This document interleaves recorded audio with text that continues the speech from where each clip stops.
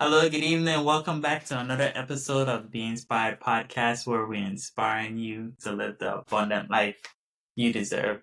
I hope you guys had another amazing week. This week we're back again. I have my beautiful wife on here with me, Crystal. Go ahead and By tell us a little bit force. about what? By force. By force. Oh, okay. Impromptu visit. Was not planned. That's all right. The best things happen when they are not planned. So go Okay. ahead and tell me a little bit about yourself. Well, my name is Christelle, as he said. I'm a mom of four.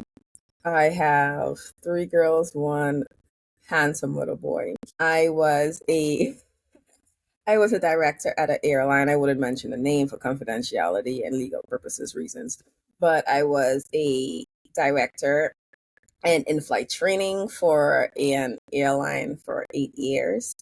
I was the youngest director there. I became a director at that airline at 22, and being a young a young African American woman, I felt like I kind of had to prove myself more because I was up against a lot of men, like grown men, grown Caucasian men, 50, late 60s, and it was just me, young blacks, right out of college, don't know what I'm doing. So then I did that for a long time. Um, Started doing blackjack, dealing blackjack at a casino. That was my fun years. That was my fun years. So I kind of got that done. Decided to go back to school.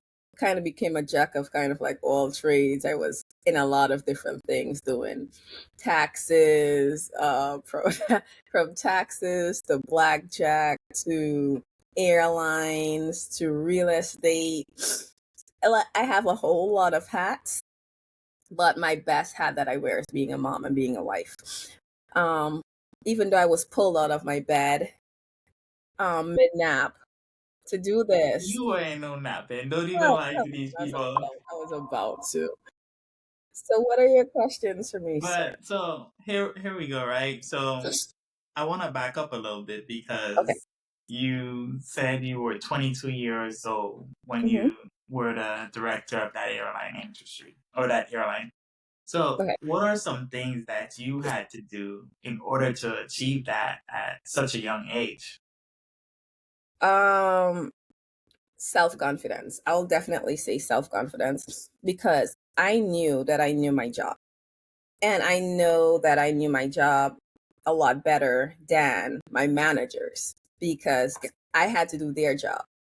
And my name was going on nothing, no recognition, no nothing. But they were getting all the credit for my work. So once my the director who was there prior to my reign, he was like, when I'm leaving, I want you to replace me.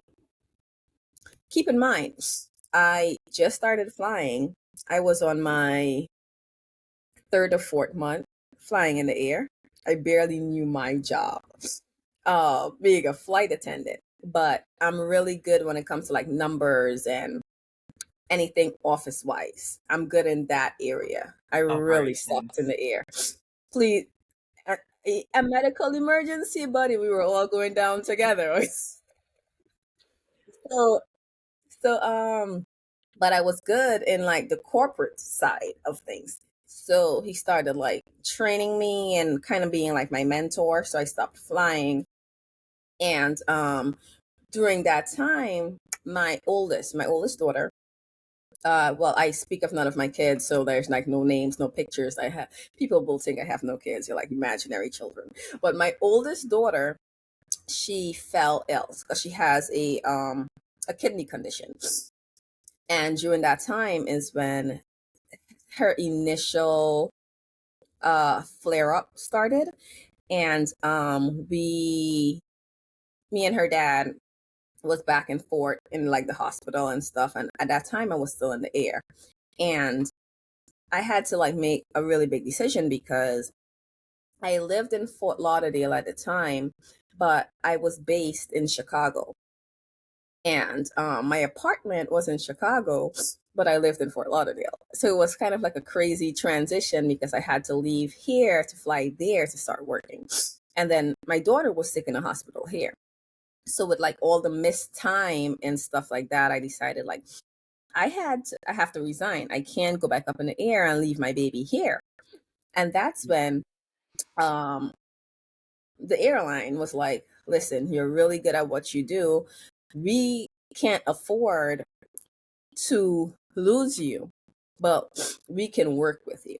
How about you run operations in Fort Lauderdale and we take you out from the air, you start working from corporate there.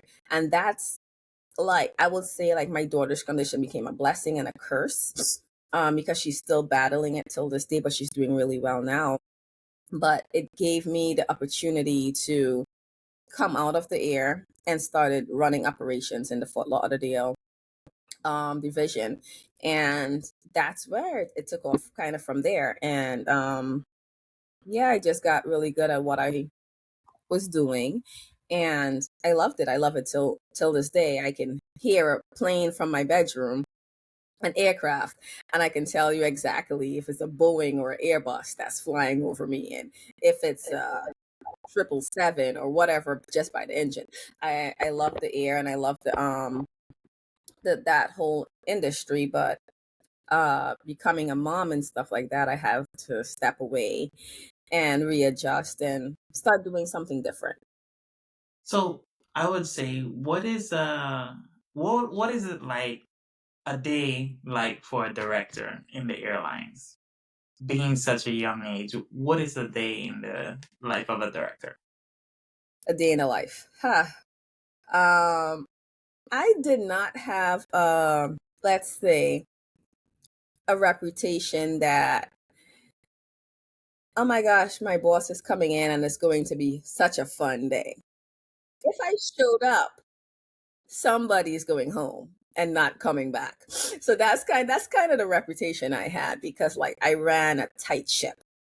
So a Okay. day in the life for me was I usually kind of work from home, being the fact that as I touched on earlier, my daughter's condition. So I worked from the hospital a lot because she was there for a very long time. So I'll be there, and if I had to leave my daughter unassisted or with a nurse to go to corporate, believe me, someone's going home. So that's kind of what a day in my life looked like. I worked a lot. I made schedules. I checked over schedules. I had my the two people under me, really good. We became really good friends. They kind of I set standards that they knew was important to me, where it comes like I needed to know what plane is taking off from where, how many flights we have in the air, how many people that is no shows for the flight. Like I need to know everything. And by the end of the day, all those reports were in my email. So I really had no issues with the people that I worked with.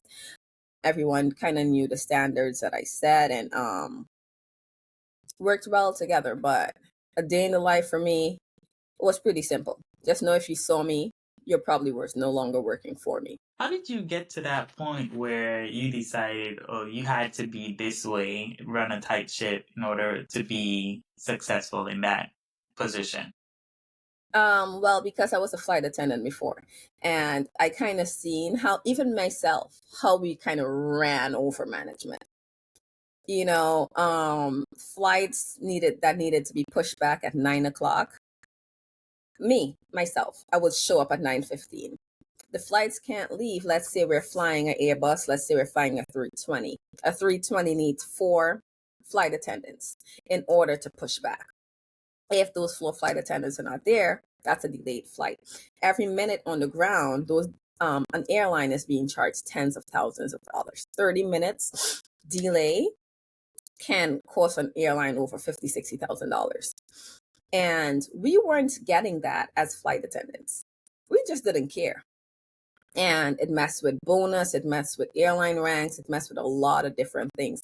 Because if this flight is not if we're not boarded and pushed back by 9 o'clock, that's another flight that's supposed to be in our gate to the plane, their passengers that's probably waiting for us on the tarmac. So we're delaying our airline now, or our aircraft now, plus we're delaying another aircraft that's waiting to come to the gate. Whoever airline or aircraft is circling the air to land at the moment. So we're delaying, that one flight is delaying a whole lot. It's going to be like a trickle effect down for the rest of the day. So once I got in there, and I had a lot of friends, I used to kiki kaka about it. But once I got in, it was no longer a kiki kaka, because guess what? My job is on the line now. So everyone had to get whipped into shape, because you're not going to make me look silly, because I'm going to have your back regardless. Once I know exactly, it's like, hey, Chris, I have to call out today because my kid is sick. Oh, hey, Chris, I went out on Las Olas last night and I had way too many shots. Tell me the truth, so I can find another flight attendant to take over your jump seat so we can get up out of there. But if you're playing games and lying to me, then that's going to be a problem, because I'm really cool to work for. I mean, like, after work, we're all going out to go have shots together, because it's corporate. That's how it is, even in politics, anywhere. Like the Republican, the Democrats, they're fighting in Congress. And then they're at each other's barbecue for 4th of July. It's everywhere. But just tell me the truth. And, we can get this done, get these people job done, because I still have a boss. I still have somebody to answer for. And my boss got somebody to answer to, So we just kind of got to make sure everything is done. And yeah, that's about it. Yeah, I could definitely relate to you on seeing that, being on the other side of management, because when you're hourly, you're not seeing all the stuff that management could go. You think it's, oh, just dispatch the drivers and you go eat donuts or sit around. Hmm. But it's a whole bunch more you gotta deal with. You gotta deal with all the reports overall. And that's some of the similar things you had to deal with. Yeah. So, what's one of the biggest lessons you think you've learned from running the airlines? Patience and empathy. That's my two biggest lessons, because to be honest, everyone, whether it's corporate or whether it's a regular 7-Eleven, no matter where you work, or it doesn't even have to be work, it's just regular day-to-day life, you're going to meet people that you do not like. Your spirit just doesn't take. Something about them you don't like. You probably don't even know them, but there's something about them, your spirit just doesn't take them. But I noticed that even though you feel some type of way about someone, empathy is important, because their aura and their spirit can just be off because they're having a bad day. And not everyone is going to have good days, especially like when we're in the airport and stuff. Some people are leaving to go on vacation to have the best time of their lives. But then some people are going home to bury somebody that they just lost. So you kind of never know what's happening. So the most important, the most valuable lesson I learned in corporate is empathy, because you just never know. So like, I am constantly empathetic on my initial meeting of anybody, regardless of if you come off with an attitude or anything, because I don't know where that stems from. Because it can be anger from a loss, it could be anger from a divorce, it could be just because you're a damn angry person. You just kind of never know. Yeah, But you kind of always yeah, I always approach situations now with love and empathy. But then it can go from that really quickly. Like, if I'm being really cordial and sweet and you're just, all right, then then we can have another conversation. yeah, But my initial approach is always empathetic. So that's the biggest thing that I've learned. yeah. Anthony plays a good role because we just gotta learn that people are going through stuff, and you have to be empathetic because you just never know, like you said. That's 100%. What is some advice that you would give someone who wants to get into the airline industry? Run, run. I mean, it's fun when you're young. If you're young and you have no kids, or if you're grown and your kids are older, or even if you have an amazing support system, in order to be in the airline industry, you have to have an amazing support system because believe me, holidays, Christmas, Thanksgiving, birthdays, you're gone. Especially if you're new and you're on something called reserve. You're on call from whatever reserve time slot they give you. And you're kind of gone all the time. You have no time for family, you have no time for relationships. Um, when I was in the airlines earlier on, I didn't date. I couldn't date. They say flight attendants have a boyfriend or girlfriend in every state. It's true. But it's true. You cannot hold on a relationship. So if you're like married and Taxi going truck through, drivers. yeah, but it's different to lot lizards. It's now sky lizards, so it's completely different. So if you're like married with kids and in a relationship that's serious and something that you want to keep, being in the airline industry is not for you. But let's say you're like doing your own thing, you're young or you're older and your kids are in college and you can do that. It's a great career.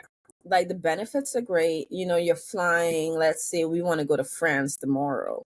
You're just paying taxes. I used to go to Jamaica to get my hair braided in the morning and then me come back to Fort Lauderdale and then my friends calling me, "Hey, you want to go for pizza in New York?" I'm in Miami. I'm like, "Sure, let me see if the next flight has space." Drive back to the airport, go to New York for pizza for dinner and fly back in by 10 o'clock to be in bed because I have to be in Chicago the next morning. I mean, the benefits are great. Like I was all over the place, everywhere. I mean, my passport book is stamped, darling. I was everywhere. But yeah, it has great benefits. The insurance and everything is great, but get ready for a big pay cut. The benefits are good, but the pay is not. And with the economy, and since COVID and the inflation and everything went up except airline jobs. Um, but if you're okay with that, let's say you have a spouse or someone that's supportive and you're doing it for the benefits and they're bringing in the bulk of the money, it's a fun career. But if you need it to pay your bills, like grown folks' bills that I have now, unfortunately, it's not the career for you. If you need real money, it ain't it. Nice. So, what would you say? So, you talked about the advice you would give someone, some of the Mhm. lessons you learned, but what would you say was the most challenging part of running an airline? Whew. What wasn't? My flight attendants. I would say, boy, those flight attendants. It was always something. It was it was always something. Someone always needed something. Someone always had a problem with someone. Managing and getting everyone to cohesively get along was challenging. I remember had a day I walked in and I spoke to them like 3 or 4 times about the same situation because as I said in the airline industry, everyone dates everyone. And the pilots, the flight attendants, the ground workers, the Jesus. everyone. You claim no one. And it was always bickering between the flight attendants. And I spoke a few times about it.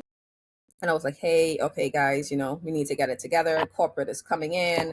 Other divisions are coming in to see operations here. We kind of need to like get it together.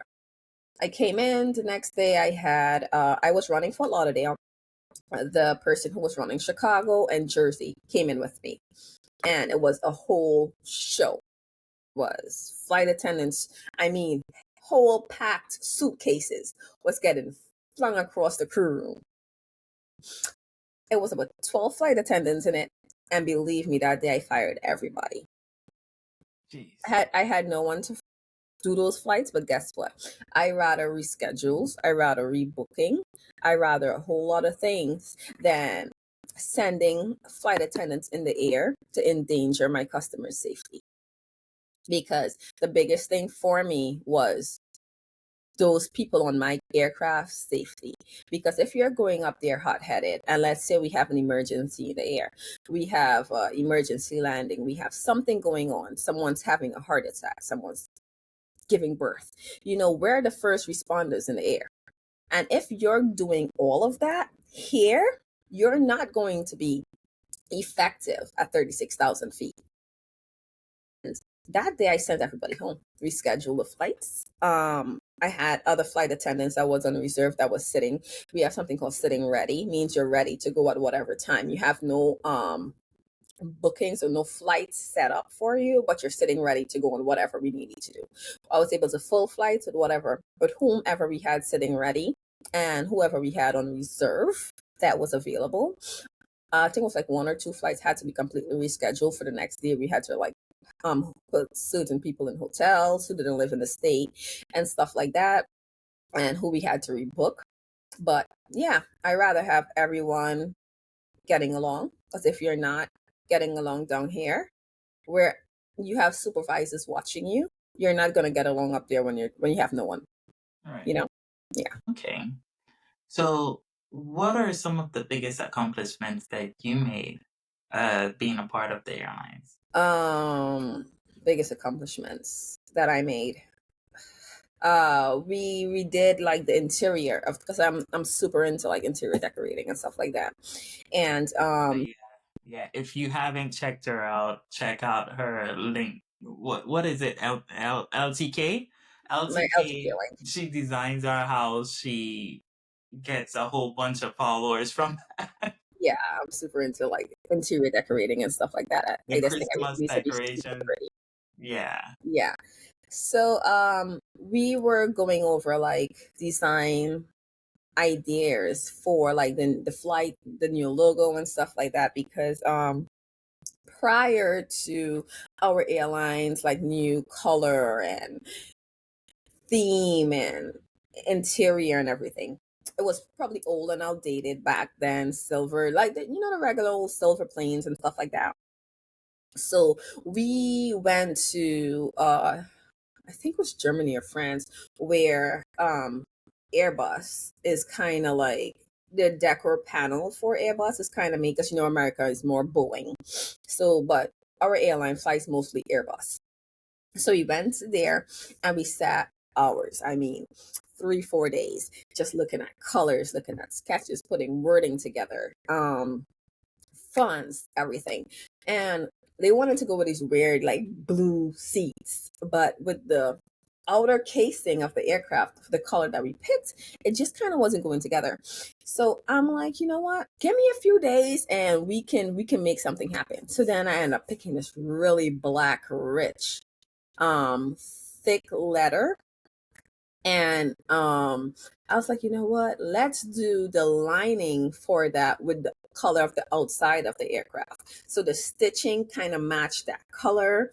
And yeah, without giving away too much of who the airline is and what the airline, because I know you're waiting, but I'm not gonna slip. Um, yeah, it really came together, because what I will say is our airline is not known for luxury. We're not a Delta or or United. So you have I that. mean, if you're calling all those names, you're about to give out what? No, there's so many. I never said I worked for a US based airline, So there's a lot. But we're not known for extreme luxury. But with the changes and everything that we were able to come up with, the seats and stuff were now extremely comfortable and a lot of leg room. So that's something that will blow your mind. You might think, oh my gosh, yeah, I don't have time for that airline. But once you go in and you sit and the comfortability and everything, it's going to blow your mind. So, what is the one thing that you're most proud of? So, My kids, my babies. I am such a huge lover of my kids. I am not the if you fall, I'm going to cradle you kind of mom. Except for my son. I love my baby. I Yeah, love all I love she all is my the mom that would cradle. oh geez, whatever. Um, but I would definitely say my kids. My oldest, I mean extremely intelligent girl. Straight A's, maybe a one B here or there, but extremely intelligent kid. My middle child, whew, she will make you don't want to have any kids. She is her daddy's girl. Um, It's and always that one. yeah, it's always that one. See that middle kid? Oh boy, listen here. She makes me want to remove my ovaries. But and then we have the twins, our last two. So I do think that's like my biggest accomplishment is my children and raising them and their and then and it's just keeping their what's the word I'm looking for? Attention. Not attention. I would say keeping them off the internet. You know, I would say giving them that choice when they get to that age, whether they want to expose themselves to the world or not. I don't want to kind of like put them out there, even though that's what my husband wants. He wants like a whole YouTube channel and I mean, a family Rodney, YouTube and he channel, you wants the know? whole Rodney's Gone Wild effect. You know, I just kind of want to cradle and protect my baby so bad because the world is mean. And even as adults, they're just so mean. They have nothing better to do than just be on the internet all day and be keyboard warriors and just be mean. And then when Important. you and yeah, and then when you see them in public, it's like, "Oh my God, how is your baby?" The same way they were last week. Great, great. They're doing wonderful. So I'm just like one of those moms. I'm very, very protective of my children. And that is something I cannot deny. Um, but I would say that is my biggest accomplishment being a mom. Okay. Yes, I want the YouTube channel, and I hope you give me the green light to go and like. But anyways, I know our audience been waiting to hear this.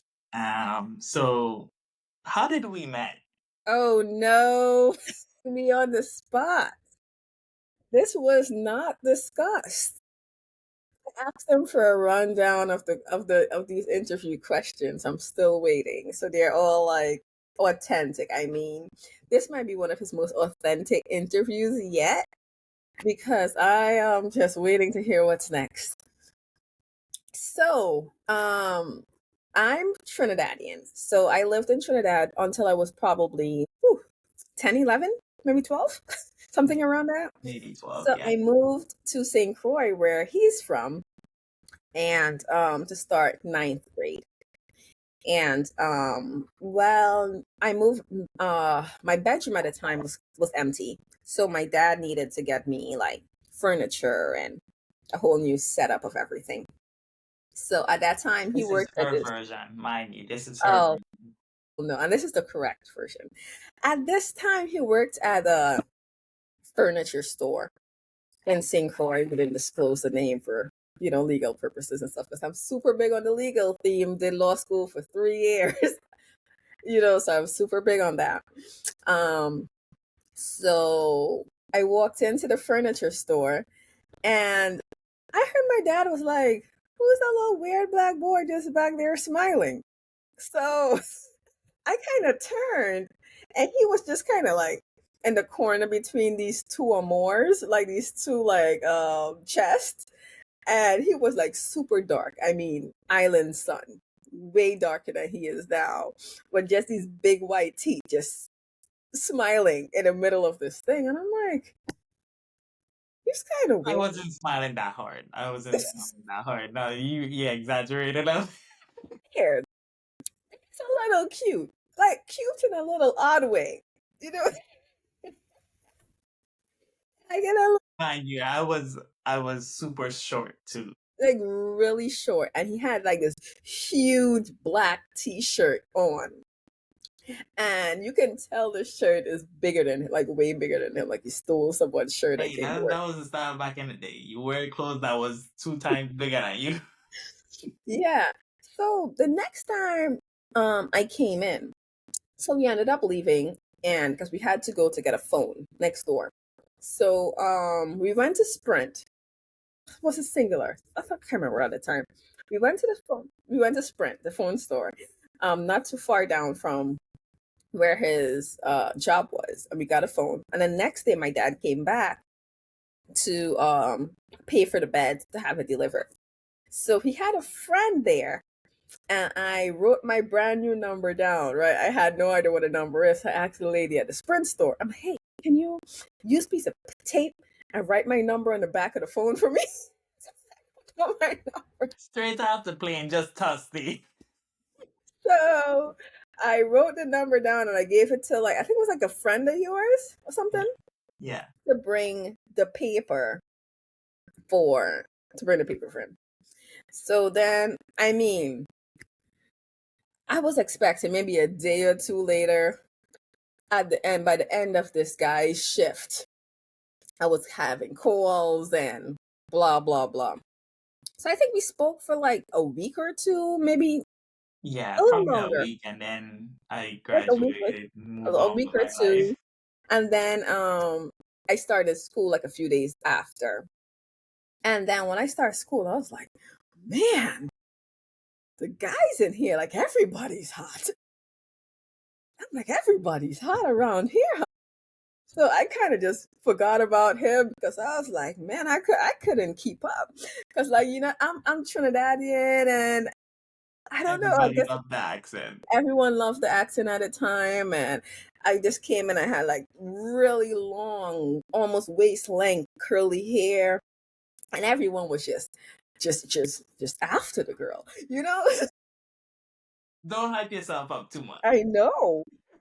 So I was like, man, completely and utterly forgot I gave this guy my number like a week ago. So I don't know if he was calling. I really do not know because I noticed my bill started to go wrong with my phone. I don't know if the bill was high, and my dad switched from Sprint to AT&T or Singular Wireless or something like that, and completely lost contact with this guy.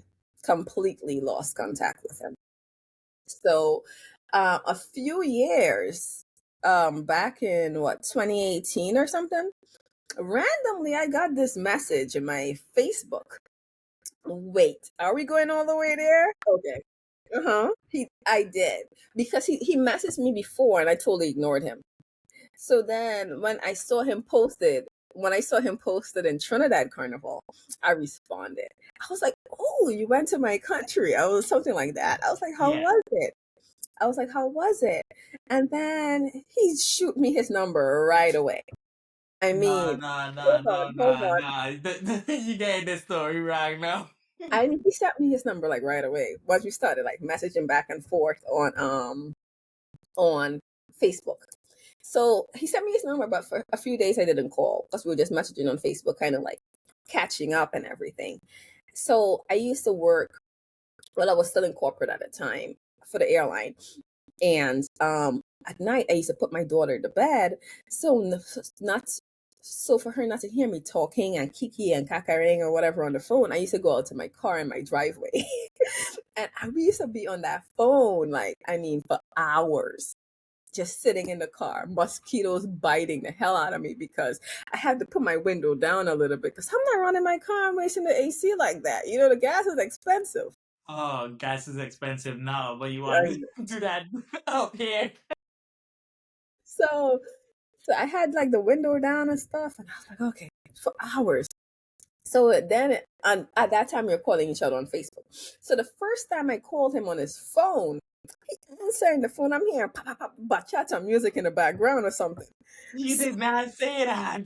So, so long and the music is playing, and I'm like, you oh, he's like, yeah, I'm out with a friend, blah blah blah.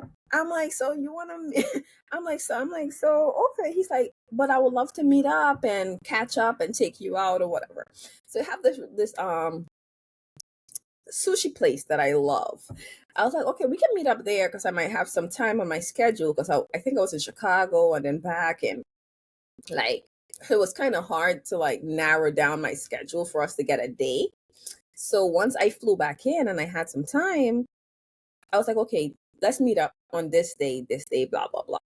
Once you're saying time right now, let me just clarify Okay. something because guys out here, look, the woman is gonna tell you that they ain't got no time, but trust me, if you the one, if you come right, if you come correct, she gonna have the time. She gonna find the time because initially she was telling me she ain't had no time to do No, this, she ain't had no time to do that. I She had running the I wasn't airline, getting the time of the day, darling. but if you come correct and you got your ducks in a row, you know what He to was say. persistent. I mean persistent. So then I ended up flying in, and I mean when I flew in from a date, because I was on a date in Chicago, Jeez, and I flew right in. I mean, yes, ladies and gentlemen, this podcast you're getting it authentically.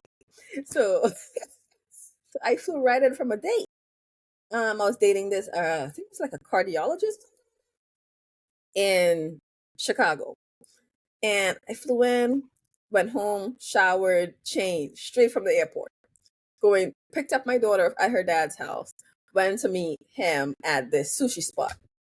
As soon as he walked in, my daughter made eye contact and threw up everywhere. That should have, that was a red flag. yes, that should have been a red flag. I should have picked that girl up and ran. I mean, it was threw up everywhere on the floor, and we're just apologizing, like, "Oh my god, I'm so sorry. I'm so sorry. She threw up." The little Asian guy go like, it's okay, it's okay. I'll I'll clean it up. So now, he handed her a phone because she wasn't saying nothing to Yeah, him. She she wasn't speaking. She was just looking at him like, "Why are you here?" yeah. And he handed her his phone, and Her then that tablet was it. died. Yeah, Um, her tablet died. And then that was it. They have been ring on finger ever since. Um, but I would say, watch how much he eats on the first date. I would say that for the ladies. I didn't eat a lot. I Oh didn't my eat a lot of lord. I calories. mean, like the thing is going around and he just kept grabbing bowls and he's just eating. And I'm looking at him side eye like, after this you won't see me again, right? Because I can't afford to feed you. I'm looking at him side eye like, how long before I leave here because I'm not coming back. And when we were leaving, he came up to me. He's like, "Can I see you again?" I'm like, "Yeah, sure." I got in my van and my SUV and I pulled off. As soon as before I got to the exit, he called my phone to set up another date. I was like, okay, I guess. I'm in town for a few days, and then a few days after that was 4th of July, and then we ended up meeting up. He bought these fireworks. Went back to his Jeez, spot. you going all the way there? No, no, no. We're talking about these fireworks. He bought these fireworks. Went back to his spot. I mean, these fireworks almost caught the backyard of fire. I He thought the he bought these janky Brexit was fireworks. fine. Oh, he bought these janky fireworks. Them little tents outside of Walmart, Wally World. He bought the Wally World fireworks. He went back. He lit it in the backyard, and the things almost burnt the tent down. He had to run outside, unhook the tent because the fire was going everywhere about to burn the house down. I was like, what? Those were supposed to be the fireworks that shoot up in the sky. Walmart just had the knockoff version that year because I always went to the tent at Walmart to buy fireworks. Yeah, it was something. Believe me, it was something after that. I was like, I guess I'm locked in. Kind of guess I'm locked in now. So So tell it's just me, there from since then. what is one last minute piece of advice that you wanna give our audience? One last piece of advice: don't ever give up, and don't let anyone make you feel like you're not good enough to do anything that you want to do. Um, because if I listened to, because I always, when I started flying, I went in with the idea of being in corporate because I kind of just loved that life. And the girls was like, girls, forget about that. To get into corporate, you got to know somebody and blah, blah, blah.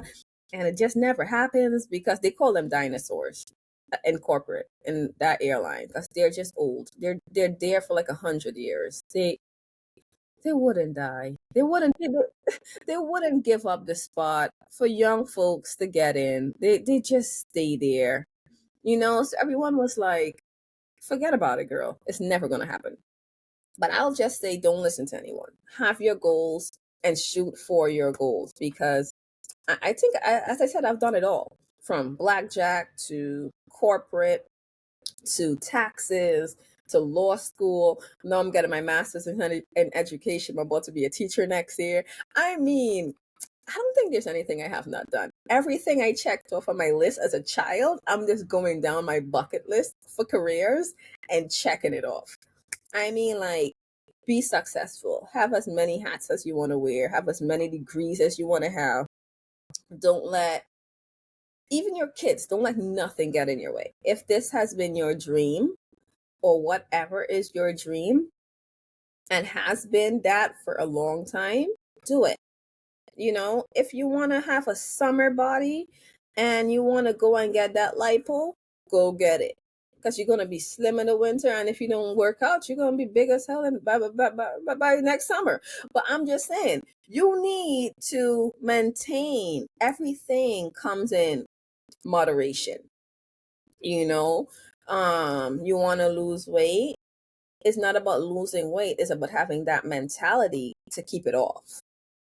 Because anyone could lose the weight, anyone could get slim now, and you see them in 6 months, you know, and their back is wide again because they didn't have the motivation and the self, will and everything to keep it off. Self-sabotaging. Yeah. So that's what I'll say to that question. Thank you. Crystal, look, I thank you for being on the podcast. I Forcefully. appreciate it. I know I've been asking you for weeks to come on here, but finally got you on here. I'll send you my bill. All right. So, guys, I want to thank you all for tuning in on another episode of Be Inspired Podcast, where we're inspiring you to live the abundant life you deserve. Crystal, thank you so much for coming on. And how can people connect with you? I am very unreachable, but you can connect with my husband, and he. I'm playing. I have a lot. When it comes to like my design pages and stuff like that, I will share the link with him, and he will be able to post it, and you can see like all my work. So if you need any ideas or anything for like your home, you can just tune in and you can view everything. And once I design, I show you how to like lift the curtain rods, I show you how to hem your own curtains, I show you how to do a lot of stuff so you can be more self-sufficient and keep more of your money at home. Because a lot of the things that we spend money on, we can do it ourselves. Whether it's like designing or painting our walls, doing, handcrafts or whatever the case may be. So I show a lot of that on my socials, and I will give Sam the link, and then he can just go ahead and post it and you guys can tune in. Yeah. Listen, if you haven't, check her out. Her designs are on point. She does murals, and now she's got a new hobby of sewing. So it's been her Christmas designs were off the chain. So definitely check it out. Nice. So until next time, till next week, thank you all for tuning in. See you next week. Peace out.